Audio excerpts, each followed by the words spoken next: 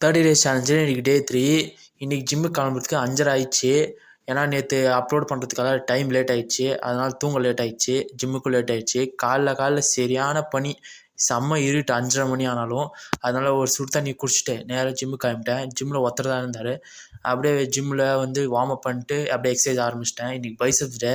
Biceps எல்லா exercise முடிஞ்சு treadmill போட ஆரம்பிச்சிட்டேன். கொஞ்ச நேரம் ட்ரெட்மில் போட்டோடனே கிளம்பிட்டேன். ஏன்னா இன்றைக்கி கொஞ்ச நேரம் தான் பண்ண முடிஞ்சிச்சு லேட்டாக வந்ததுனால.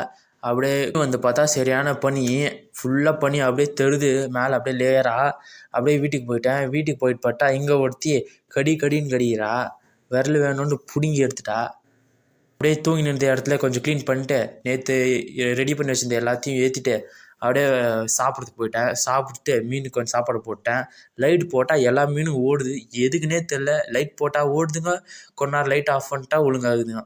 அதுக்கு லைட் ஆஃப் பண்ணிட்டு சாப்பாடு போட்டு நானும் சாப்பிட்டு நேராக கிளம்பி மத்தியானம் ஒரு கடையிலேருந்து வாழைப்பழம் சாப்பிட்டு ஆப்பிளையும் சேர்த்து சாப்பிட்டு அது கூடயே வீட்டுக்கு வந்த உடனே ஃப்ரெஷ்ஷப் ஆகிட்டு சாப்பிட்டு நேற்று பெயிண்ட் அடிச்சது கொஞ்சம் வேலை இருந்துச்சு, அதெல்லாம் பாதி பண்ணிட்டு நேராக குளிக்க போயிட்டேன். குளிக்க போயிட்டு வந்தோடனே எடிட்டிங் உக்காந்துட்டேன். எடிட்டிங் முடித்தோடனே இன்றைக்கி நாள் முடிச்சிட்டேன்.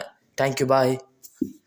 நாளைக்குலேருந்து வேறு கண்டென்ட் போடலான்னுக்கிறேன். ஆனால் 30 டேஸ் சேலஞ்ச் அப்படியே கண்டினியூ ஆக போகுது. சப்ஸ்கிரைப் பண்ணிடுங்க, லைக் பண்ணிடுங்க.